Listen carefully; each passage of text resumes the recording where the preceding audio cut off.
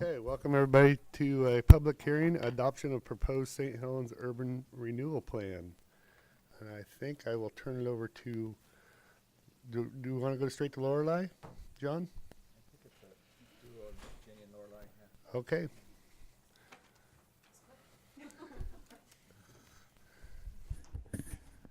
Hello, Mr. Mayor and Council. Thank you for having me here tonight. This is an exciting milestone to have a public hearing on the adoption of an urban renewal plan, which I've been lucky to be able to work with you on for the past several months. My name is Lorelei Gentinen. I am a partner at Echo Northwest, which is a consulting firm, an economics consulting firm that has a pretty significant practice focused on urban renewal work. So this has been a fun process to be engaged in. This is the first in a two-part hearing, is my understanding. This is the public hearing part. Action will be taken at a future meeting. And the purpose of the meeting is to review the contents of the urban renewal plan and report and hear comments from the public and answer any questions that you all may have. So I'm going to tag team this presentation with Jenny. I'll do a portion of it and then she'll get up and we'll go through it in that order. I do have a kind of kickoff set of slides that are around just defining urban renewal as a term. We have some folks who are new to this conversation, and I know that this is televised as well, so just to make sure that everyone has a common understanding of what urban renewal is and how it functions in the state of Oregon, I'd like to spend a little bit of time going through some of those slides at the beginning. It's a repeat for the council and for those who've been involved over time, but because this is the first time that some of you are hearing this, it's worth taking the time to go through it. So we'll start with find the right button.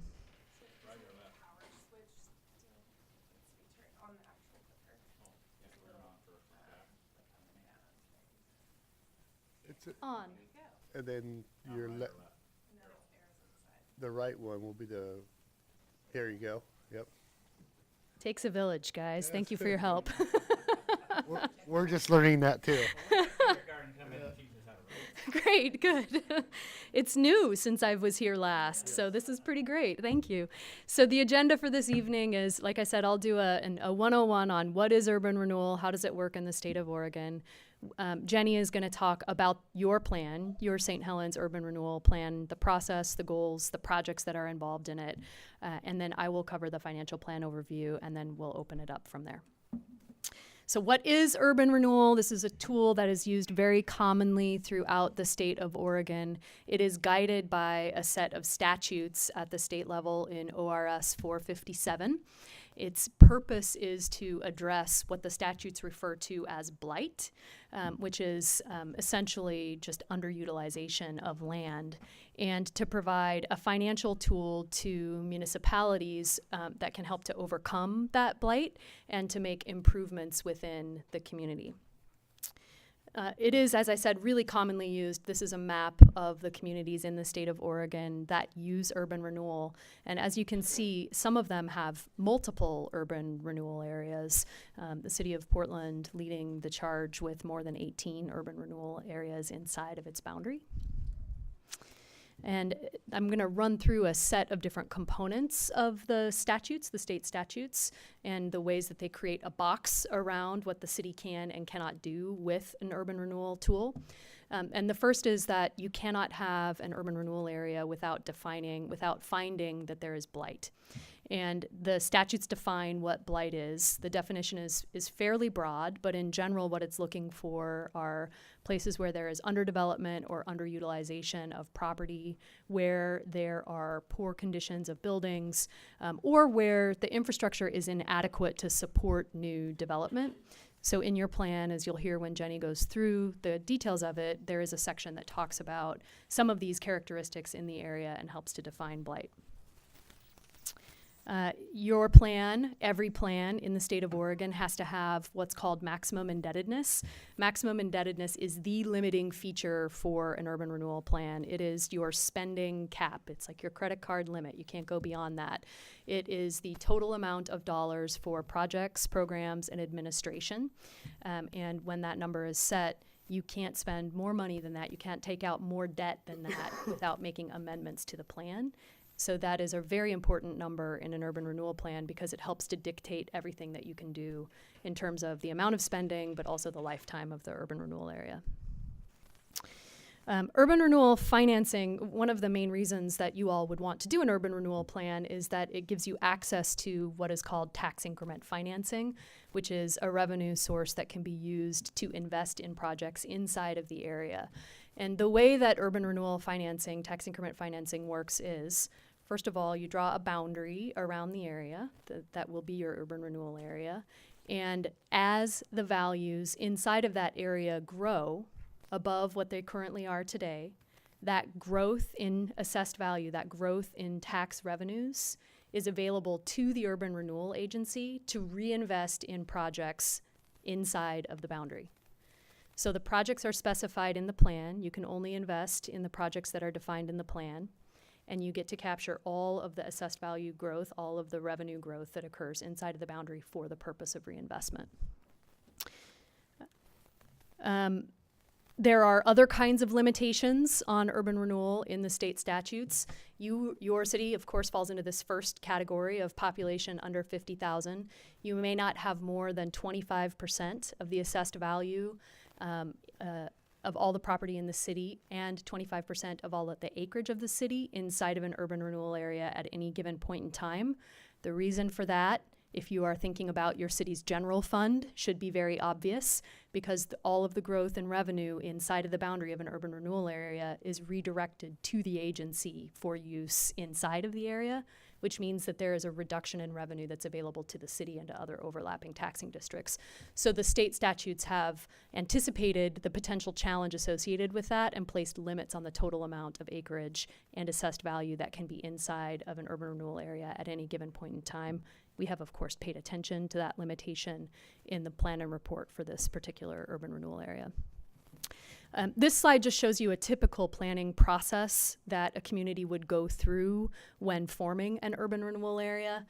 Jenny will talk more specifically about what has happened in this process. We followed a similar process here where in the early phases you think about what are the kinds of projects, what is necessary to reinvest in the area in order to really overcome blight and to make this a vibrant part of the community. So you have to identify the projects, you have to think about the boundary because the money can only be spent inside of the urban renewal boundary, and you have to think about the impacts to the overlapping taxing districts. This is a very important part of any urban renewal plan process and one that I know Jenny will talk about this in more detail as well during her part of the presentation, but we always advise that the cities that are forming urban renewal areas spend a fair amount of time interacting with overlapping taxing districts to make sure that they understand the purpose of the plan and are in agreement with the projects that are in it, so that the foregone revenues are headed toward a goal that they also approve of.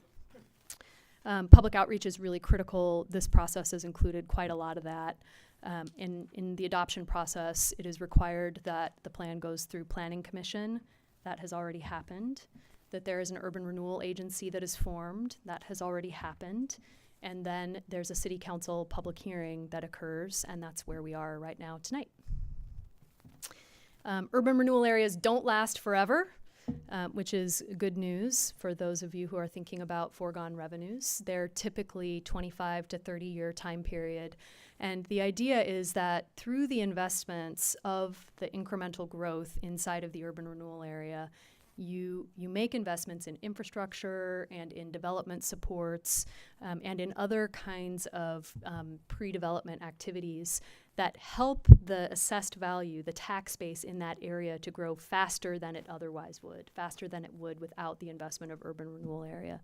So that when the agency's life is done and the urban renewal area expires, there's more total tax base available to all taxing districts than there would otherwise have been.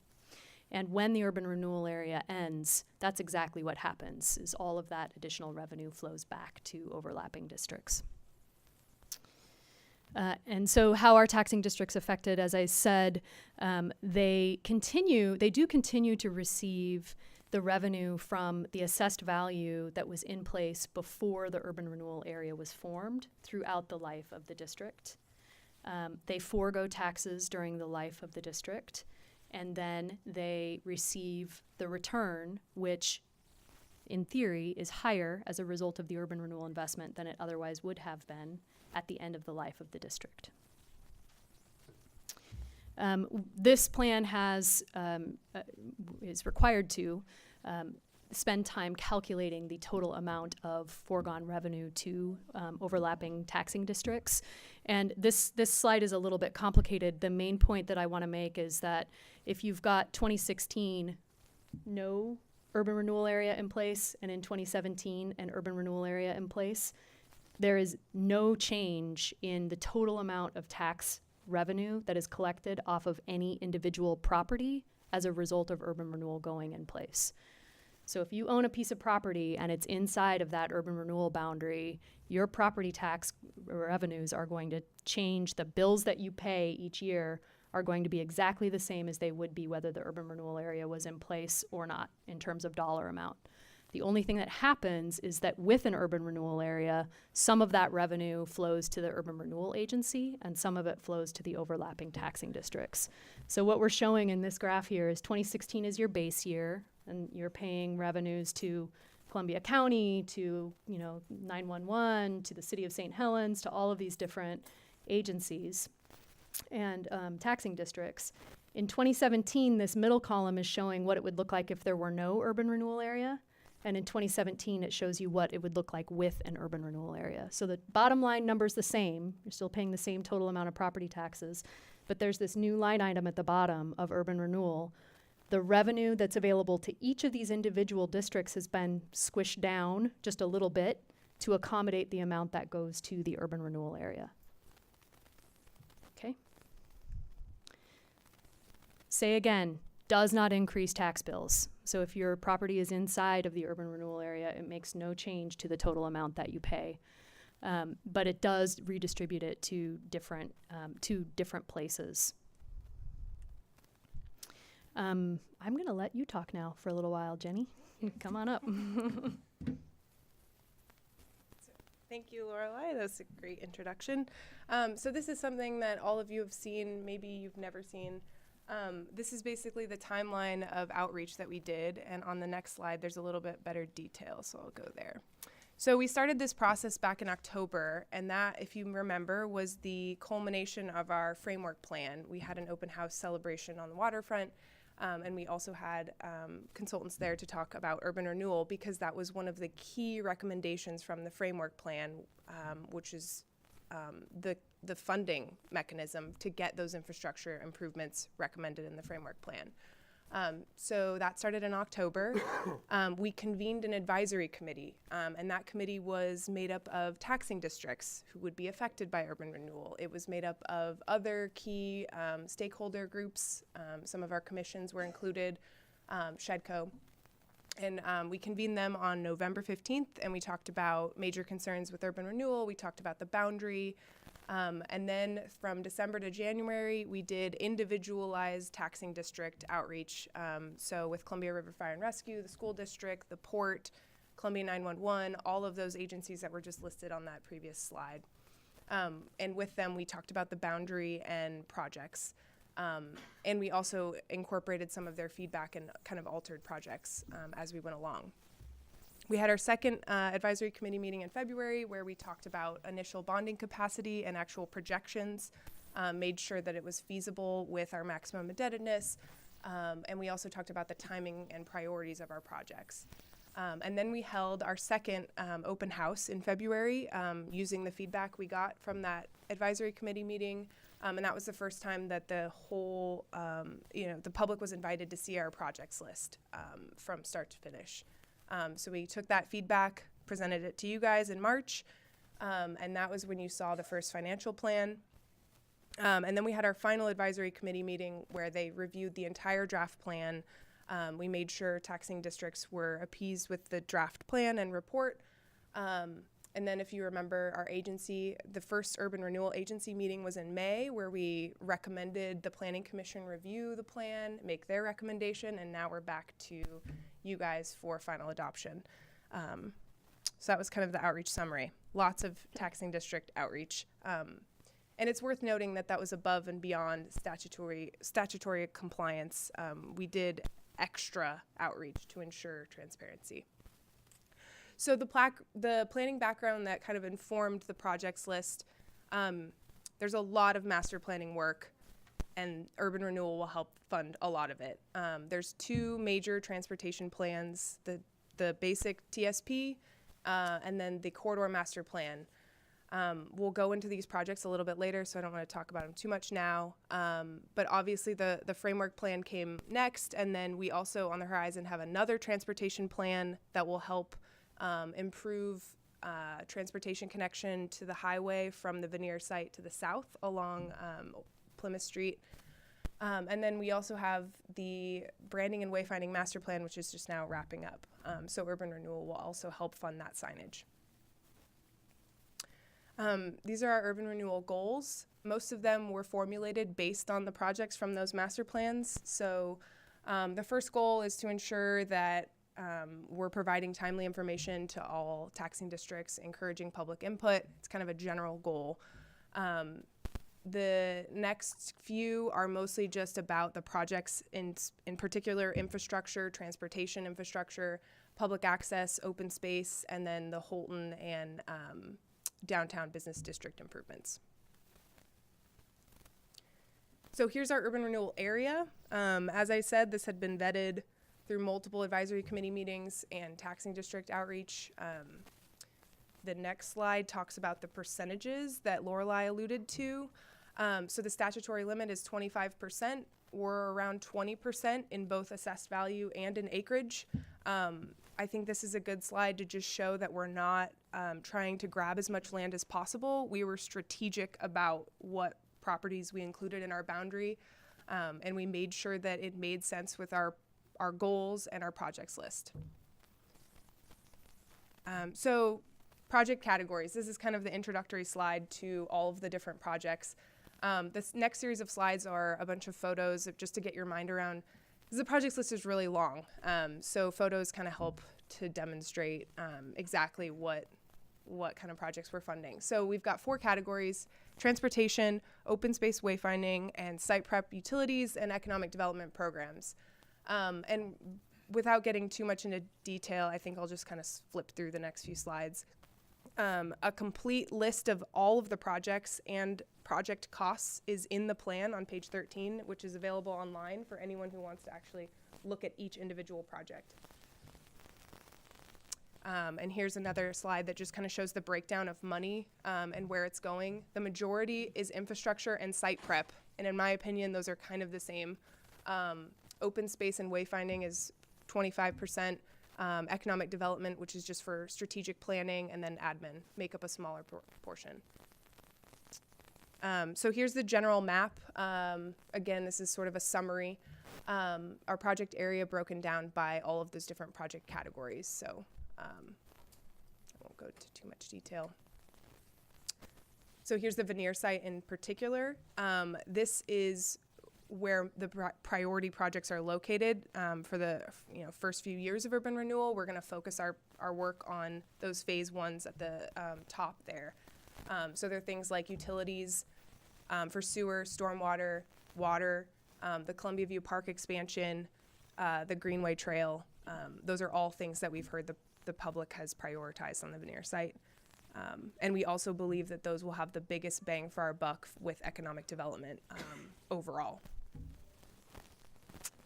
So going through these pretty quickly. So Old Portland Road and Plymouth improvements and Old Portland Road and Gable improvements. So these are projects that will get further defined with our TGM grant that should be starting summer, fall of this year. Depends how quick the Department of Justice is. DOJ, okay, so it's not ODOT, okay. So yeah, we landed a TGM grant for $200,000 to look at these corridors that lead to the south end of the veneer site, and those transportation projects will be incorporated into the urban renewal funding mechanism. So veneer utilities, I sort of mentioned that. That's obviously a priority. If we want to see development on the veneer site, we need to make it developable. So that includes infrastructure. And then we also have our corridor master plan that I briefly alluded to. So there's US 30 improvements for bikes and pedestrians. We also have the St. Helens Columbia Boulevard improvements, and that also includes a lot of bike and pedestrian infrastructure because the Holton Business District, if you've tried crossing the street, it's very difficult. There's a lot of bulb out recommendations, and those cost a lot of money, and we don't have a funding source, so urban renewal is that funding source. Open space and wayfinding. So this is just the watercolor rendering that the framework plan developed. There's a lot of open space with the park expansion and the Greenway Trail along the water. Urban renewal is it's the key funding source for those improvements. Open space and wayfinding. I've spent the last half a year working on a wayfinding and branding plan that will be citywide, and it'll help guide tourists and visitors who have never been to the community. Urban renewal is the funding source for that. We also have nature paths and trails that will be located on the veneer site to help connect people who just want to walk through the veneer site safely and be along the water. We have Columbia Courthouse plaza upgrades, and then our contribution for a marina. That was something that the county really wanted to see included in urban renewal. So we have a project category for that. Again, site prep, this is a theme. We need a funding source for infrastructure improvement. So industrial site readiness, if we find someone who wants to locate on the Boise veneer site and they need a certain type of utility or environmental study, urban renewal can help with that. We have economic development projects like a storefront improvement program.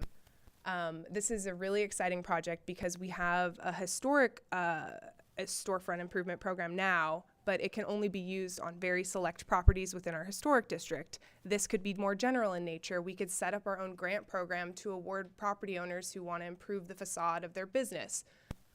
They don't necessarily have to be historic. So urban renewal will help with that. Parking. We know that during events, parking can sometimes be an issue, and this will only be increased if we develop the site and have more residents living down here. Urban renewal has a line item that will help us address parking. And so this is where I give it back to Lorelei. Yeah. So all of those projects that Jenny just went through are projects that you have been talking about in this community for a number of years and through multiple processes and with a lot of public outreach and with a lot of public support. So the city is really very well positioned given the amount of planning work and sort of focused public outreach that has been done to move into this next phase of funding and implementation of those projects. And none of that can happen without funding. And so this slide around financial analysis is exactly why we're here tonight and why urban renewal is a tool that the city is considering.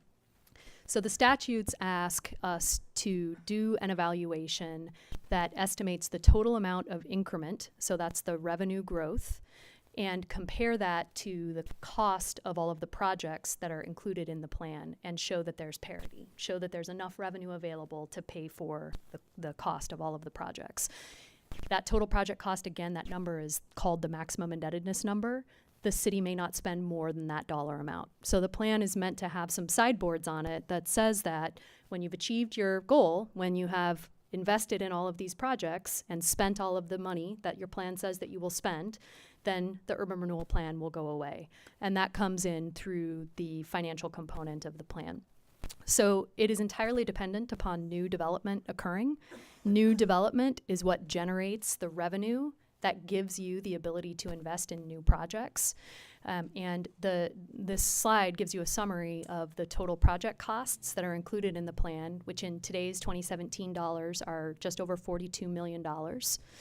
Your project costs in the year of expenditure, because we understand that there will be inflation and that those dollar numbers will be going up, and you're not building everything today in 2017, you'll be doing it at some point in the future. When you account for that, you get to a total dollar amount for project costs that is $62 million. That number is your maximum indebtedness number.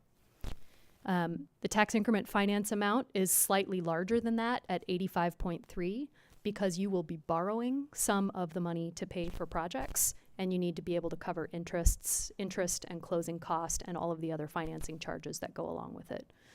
So those are the three numbers that matter most to you in this plan. Today's dollar, 42 million, maximum indebtedness, 62 million, and then the total amount of tax increment revenue that you need to be able to pay for that $62 million worth of projects, which is about 85 million. We expect that the plan will expire in roughly 25 years, that's about how long it will take to generate enough revenue to be able to cover the total cost of everything that would be expended in the plan. We do have to think about the timing of these projects coming on. As I said, you will not be able to fund them all today, unfortunately. That would truly be a magical funding source if you just had $42 million sitting in your pocket ready to go. It will take time for the new development to occur that will generate the revenue, that will give you the funding that you have available to be able to spend. So we did a rough estimate of kind of when that revenue would come in relative to project costs and came up with this timeline, really emphasizing waterfront development and open space projects in the early phase of the implementation of the plan, because we heard so strongly from public involvement through the Veneer site master planning process that was a really important public priority. And also because it's necessary to set the stage to allow more development on the Veneer site to occur. This is not set in stone. As you go through the implementation of the plan, each year you will look at the revenue that's available, think about public priorities, figure out where to spend the money and when you want to take out bonds. So there's some flexibility here, but in order to complete the financial feasibility plan and set some expectations around priorities for timing, this is where we landed on that. As I said, this is all dependent upon new development happening, so the financial plan includes a set of assumptions around where development will occur and how much will occur. This is a quick overview of the summary of those assumptions. If you're really excited about reading them in more detail, you can dig into the report, and I believe there's an appendix which has even more detail in it than what you're seeing on page 27 and 29 of the report. A fair amount of the early increment is expected to come from industrial development in the former Boise Cascade site, especially early in the life of the district. Veneer site is expected to come in a little bit later. You need to develop a partnership with a developer that would want to invest in that site, and you need to invest in the infrastructure that's necessary to allow that to occur. And there is other property that's also included, and those of you who are property taxpayers in the city of St. Helens know that your property tax bills do go up each year, even if you're not making investment in new development. That growth also gets captured and included in the increment for the Urban Renewal Agency. So these are our growth assumptions. The funding plan, as I said, includes a set of borrowing. So just really quickly to give you an overview, this graphic shows this gray line shows your tax increment revenues coming in over time based on the assumptions that we just saw. And then these bars show you when you're taking out borrowing, when you're borrowing money to be able to invest, and sort of which category of projects are invested in each year. So that's a financial snapshot of the life of the plan. This money is not free money. It does come from somewhere, and it comes from the other overlapping taxing districts. I wanted to emphasize a couple of points on this. The first is that school districts, there's a lot of misconceptions around how school districts are impacted by urban renewal areas, and they are impacted, but only indirectly. So the urban renewal, the school districts do have a property tax rate that they levy. If you are a property taxpayer, you see that on your property tax bill. But what happens is that money actually flows to the state, and then the state reimburses school districts on a per pupil formula. So if that money is instead going to the Urban Renewal Agency, the impact is not directly to the school district, but instead to the state school fund. And to date, states have more or less held the school fund harmless, and if there's any shortage, which there have been shortages, not just from urban renewal, but from other property tax abatement programs and from the increasing costs in education and from any number of sources, they have backfilled that with income tax revenues from the state. So school districts are not impacted in the same way that others are. The other point to make is that through the ongoing conversations with property tax, the overlapping taxing districts, I think we've come to a common understanding that the investment in infrastructure is necessary in order to revitalize the area and to allow the property tax base to grow and to create an investment in the area that will benefit everybody, the entire city of St. Helens, that is served by all of those overlapping districts. And that but-for question, without urban renewal, what would the growth look like versus with urban renewal, is a really important consideration. A couple of points just to make sure it's clear. You can amend the plan going forward. There's a category of amendments that are called substantial amendments, and those require a very significant public process. If you want to add land that's more than 1% of the original acreage of the urban renewal area or increase the maximum indebtedness amount, that's a substantial amendment that requires a fair amount of process associated with it. You may not add more than 20% of the original maximum indebtedness, nor more than 20% of the original URA acreage. So this is our remaining schedule. Today, here we are on July 19th with the public hearing. The second reading is on the 16th. And you can see the rest of the schedule there with the urban renewal area actually going into place in September when it gets recorded with the county assessor. I want to say again that this process has built on many years of hard work on the part of the city council and the city staff, and many years of very thorough public outreach that has had a lot of support for planning documents, and that urban renewal is just the next step in implementing those plans that have already been approved. That gives you a funding source and a mechanism with which to make those investments. And I think at this point, Jenny, unless you have anything else that you want to say, urban renewal is a tool that can help you to achieve the revitalization of the waterfront that has been envisioned in this city for so many years, and take advantage of the public ownership on the veneer property and on so many of the properties that are industrial area for economic development purposes. So anything you want to add? Okay, I think that closes this part of the presentation. Then I'll hand it back to you. Thank you. So now I think open it up to the public, and if they would like to ask questions of the council or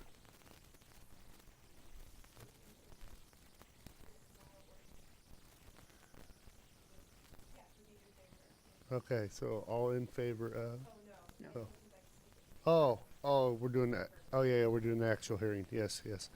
So all those in favor who'd like to step up to the podium, you're welcome to do so now. Please state your name.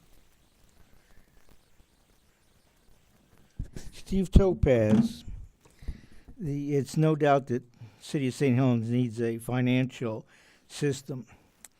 The problem with this redevelopment is a great deal of it is based on the property that is basically the paper mill, the cooling pond, and the faith in the city. The faith in the city is a big problem. We once upon a time had a tire reclamation plant, which not only didn't work, but has caused a great deal of problems, and was supposed to be our savior. There's a number of other things that we can point out where the city had great ideas and were absolutely terrible, so the faith in the city is low. The problem with the paper mill is the first big area we see is the cooling pond, which is where the sewer plant is, and this is kind of the big elephant. What are we going to put there? Because if it's, let's say we put a garbage pit there, the waterfront is not going to go, because you don't want to be on the waterfront next to a garbage pit. The cooling pond, and a lot of the people here in this town remember it as a sand pit, and they played in it with kids, but that used to be actually a moorage, a Frogmore slough, and it's polluted. And when the sewer plant and cooling pond got put in, it was covered with a membrane, but the pollution underneath it gassed, and they had to breach the membrane. So all the sand the Army Corps of Engineers put in, plus the sewerage, plus the cooling, has polluted that whole area. So about 40 acres of this industrial site has got to go through a major piece of work. And we're hoping that is where we're going to make our money with new industry. Right now, until the surveys and the grants come back that say we've investigated this and it's good, that's a real big question. And basically it says you don't have any dollars coming in. Now, the one thing I did not hear is what happens if none of this comes to fruition. We've borrowed the money to do something. How do we pay for it if this fails? I've not heard any what ifs. The other thing that we've just done, and this has to do with also the federal, we've just approved a marijuana grow facility, and with a 50-year lease. The question is, what happens if the federal government says you can't do that and starts arresting people? Is the city council part of the people they're going to arrest? Also, since we've got a 50-year lease, the people say, oh, we're not going to be illegal and make marijuana. We're going to make bicycle rims or whatever. Does the property revert to the city? Because the impression now is that it's going to be a marijuana grow. If it's a marijuana grow facility, are we requiring this company to have drug-free employees? And the word is that there's supposed to be 1,000 people working at this facility. And do we have trained people, or are we going to have to bring 1,000 people in? So some of the gray elephants around this urban renewal are really where the problem is. We do need a financial plan to do it. Using the industrial site does not look like that's going to be able to generate any money, because we've not seen any data that it's useful ground. The other thing is we had two groups, if you would, design what they wanted to see on the waterfront. One was visiting architects. The other was a number of the members of the city. And city population agreed on this, and this is not what the framework plan came up that the council agreed to. So the trust in the city council doing the right thing is basically zero. Not hearing about what happens if we have a financial problem, how we pay for that, that I think is a very short straw in this financial planning. Thank you. Okay. Anybody else in favor of? Do you have a time limit on these? And please keep your talk to 5 minutes. Hi, my name's Jen Farrington. I am a St. Helens resident. I'm a new St. Helens resident. I know that's not exactly the most favored position Welcome. to be, but Welcome. thank you. Yes. And I'm appreciative of this community. We've started a family. We are trying to create roots here. We really like it here. And I am definitely in favor of this plan. I've been a part of a lot of the parts. I have been participating in a lot of the parts of the process. I've been part of the wayfinding, the Columbia View Park expansion, as well as just general planning along the way. And I'm appreciative of all of the aspects that have come into play, looking at how to encourage community development. It's such an asset. This waterfront is such an asset to the entire community. There are so many people in this town, it surprises me, who don't even know the value of the spaces, the parks that we have and the space downtown. And this is exactly what we need to help encourage people who already live here to get the most out of this space. So thank you very much. Please adopt this plan. Thank you, and thank you for helping out in the process. Anybody else in favor of?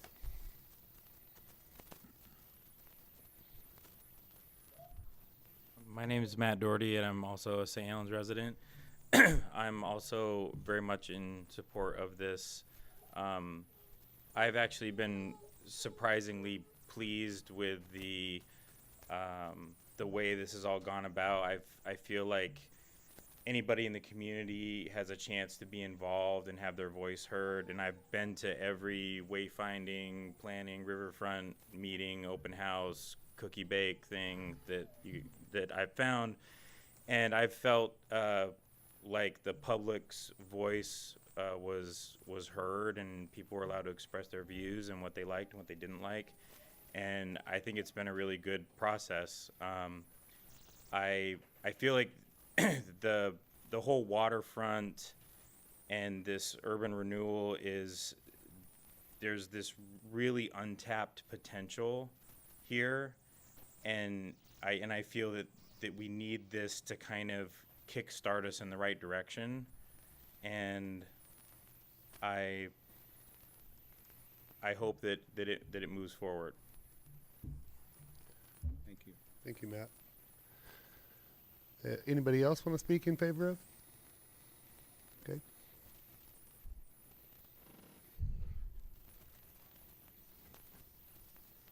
Hi, my name is Ren Christopher, and this is my 24th year at Warren as a teacher and as a taxpayer in St. Helens owning property.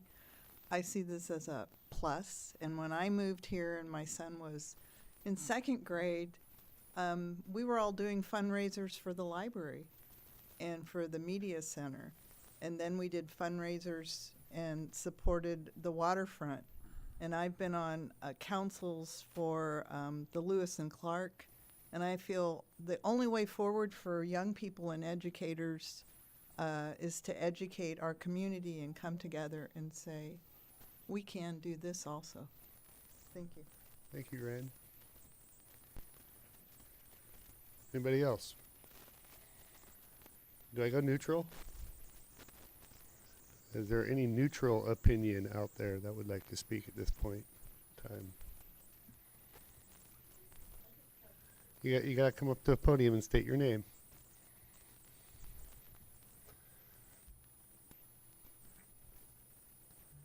Linda DeMaria, St. Helens resident. I'm new to this whole development problem situation. I don't know what numbers you're focusing on. Are you forecasting how many numbers of people you're bringing in? What are taxes? What's going to happen to our taxes? Those of us who live on Plymouth, are we going to be responsible for sidewalks, so the streets going to be widened? Street lights? Some of these kinds of small details I'm just not sure about at all. So I guess I'm neutral. Thank you. If you're still here after the meeting, I'll try to explain a little bit more to you, okay?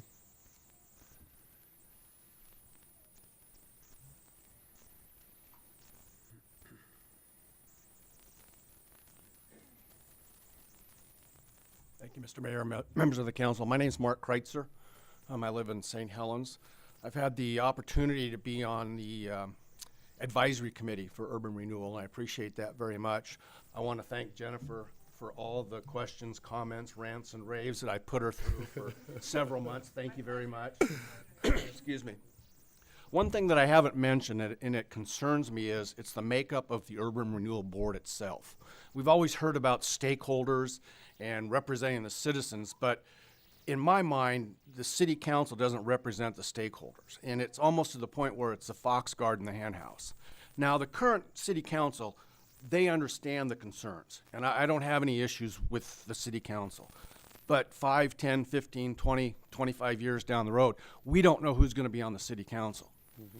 And that does concern me, because it wouldn't take but just a couple city councilors to start making some comments and maybe putting the urban renewal going sideways. God, look at all this money we get in. We could build a new city hall. Sure. We could build a swimming pool, a community center. And I think you understand those are projects that shouldn't be done by urban renewal.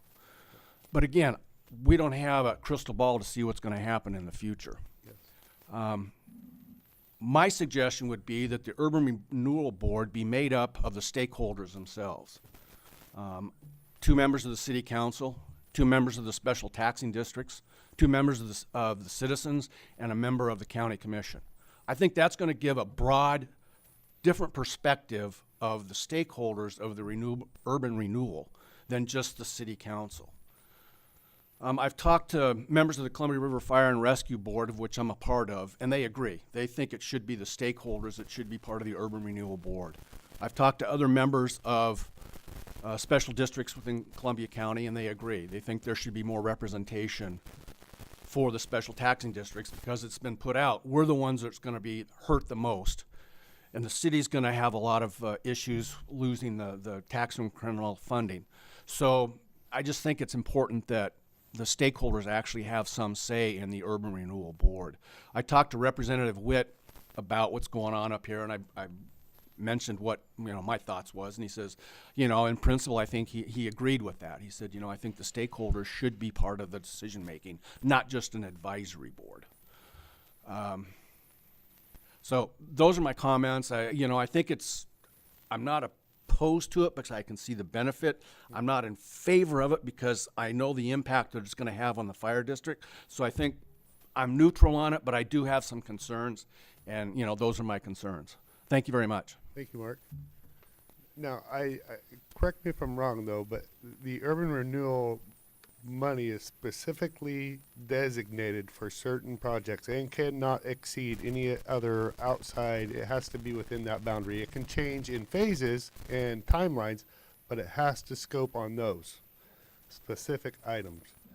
So even down the road, it could change up to 1% or 1% of maximum indebtedness in the UR. Yeah, and that actually has to be public hearing and the whole works. So it's very well guarded, and a lot of people use urban renewal. A lot of people, just so people know. Anybody else neutral? Can you grab that TV and you can push that in so you don't bonk your head? There you. Jim Wilson. I live on Columbia Boulevard in the little section that's going to be in it too. I want to associate myself with what Mark said. I have a concern with, I've read a lot about urban renewal, and I don't know if you know it or not, but corruption is one of the really big problems in urban renewal districts. Over the years, they started, about 45 or so. Edmund G. Brown, I think, was probably one of the first guys that pushed it in California. What's funny is in 2011, his son killed 245 urban renewal districts because they were in terrible financial straits, and they were getting 12% of the state revenues. So he stopped it. Now they're creeping back into it, but there are some real serious problems you can run into with it. As far as a personal deal, we're on that little section. I think there's $250,000 for some kind of improvements. That was on that master transportation or corridor plan, and they probably heard my rants and thought, "Oh God, here he comes." But see, I probably won't live, or my wife and I, neither one, till this thing's finished. So our house is going to turn over during that time, and what happens? What other I realized that, when we first bought it, it had to be self-financed because we were business at that time, or we were scheduled that way. Later on, we got the mixed use in, and we really hope you don't go away from that. Because if your house burns down, you can't rebuild, and you have to, you can't get financing or anything if you're going to sell something. Yeah, you understand. But anyway, that's just some of the things that I would worry about, and I really like the idea of having a separate renewal agency that has some real actual stakeholders on it. Well, I know you are. All right, thanks. Thanks. Anybody else neutral? Okay, now we'll move to those opposed.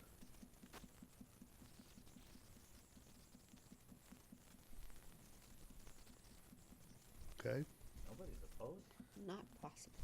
Wow. would any of the staff like to comment? Yeah. So the agency makeup and just concern about corruption. I just wanted to talk a little bit. So the Urban Renewal Agency publicizes their agenda and minutes publicly. I also think those meetings are all open to the public as well. I'm pretty sure we will have them televised just like we would any other city council meeting. So in addition to those meetings being transparent, we are tied to the projects list, as Rick pointed out. And if there are changes to that projects list, they would be discussed in a public forum and they would be on the agenda.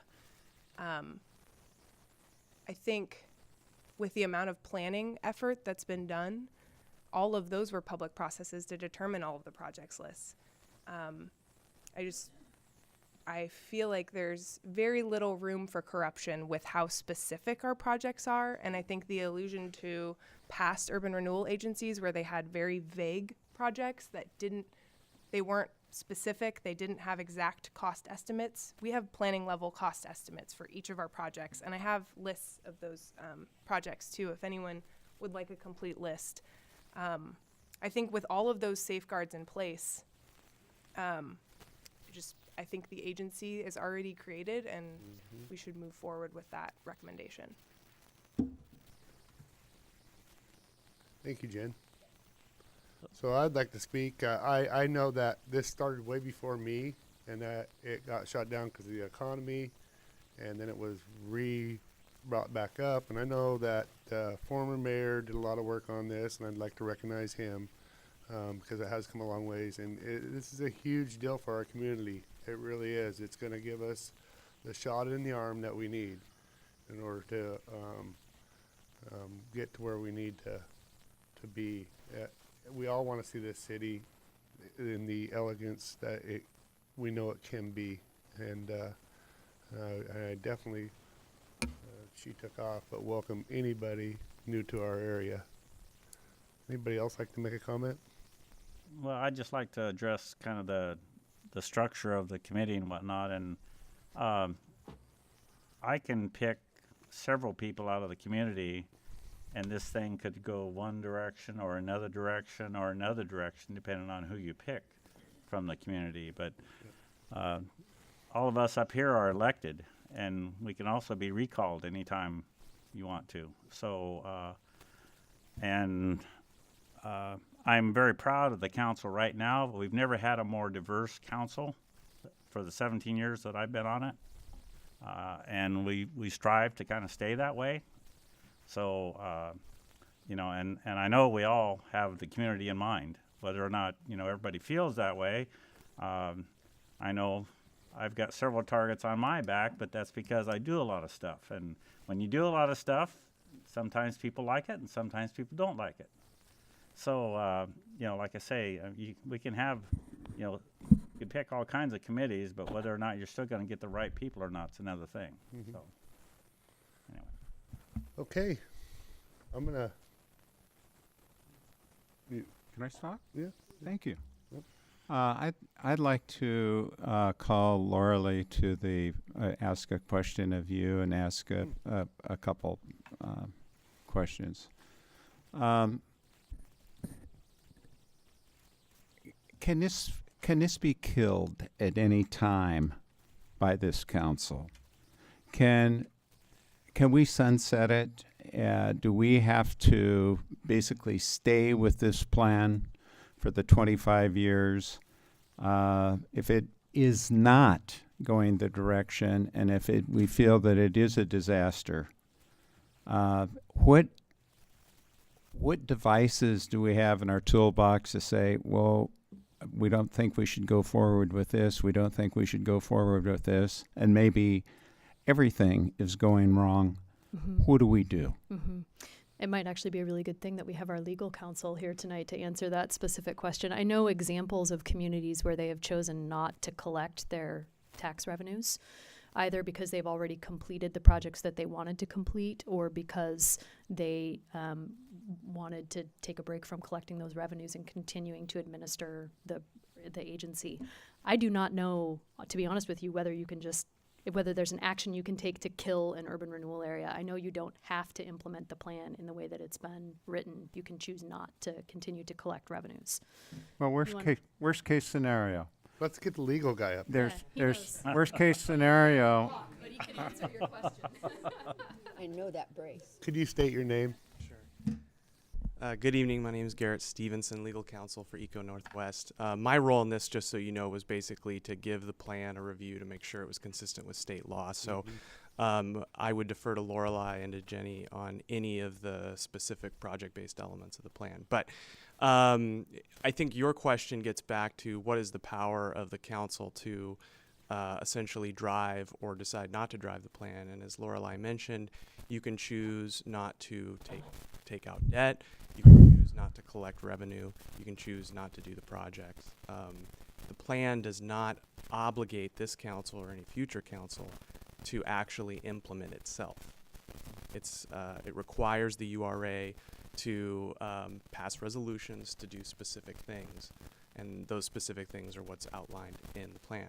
Now, if a future council or this council decides it doesn't like the plan, it can repeal the plan, but I suspect it has to go through a similar process to this, in which you have to actually bring it to a